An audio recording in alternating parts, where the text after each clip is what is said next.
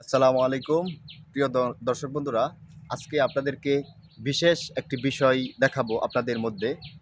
তো আজকে দেখতেছেন আমার হাতের এখানে একটাই কলা গাছ। এখানে কলার ছড়ি, আমরা ছড়ি বলি, কলার কান্ডা বলি। কলা এখান থেকে বাহির হয়েছে। তো দেখেন আল্লাহ তাআলার অশেষ এবং বিশেষ রহমত। আল্লাহ তাআলা চাইলে কি পারেন, একটি মৃত গাছ, গাছটা মরে গেছে কলা গাছ, সেখান থেকে কলা গাছের ভিতর থেকে দেখেন কলার ছড়িটা হয়েছে। এই যে দেখেন গাছটা একবারে মৃত, কোনো পাতা নেই গাছের মধ্যে, কিছুই নেই, একবারে মৃত গাছ। এটা থেকেও দেখেন আল্লাহ তাআলা ফল বাহির করে দিয়েছে, এটা মানুষের কল্যাণের জন্য।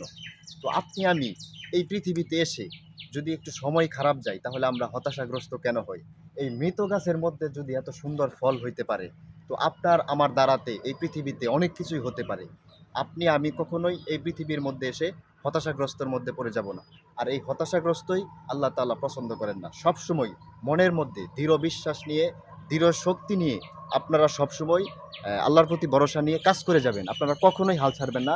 এই একটা মৃত গাছ থেকে দেখেন কলার ছড়ি হয়েছে, গাছের মধ্যে কোনো পাতা নাই, গাছটা মূলত মৃতই বলা যায়। এই অবস্থায় আল্লাহ তাআলা এখান থেকে ফল উৎপাদিত করেছেন। তো প্রিয় দর্শক বন্ধুরা, আপনারা ভিডিওটি সকলেই শেয়ার করে দিবেন। সকলেই ভালো থাকবেন, সুস্থ থাকবেন। আল্লাহ হাফেজ।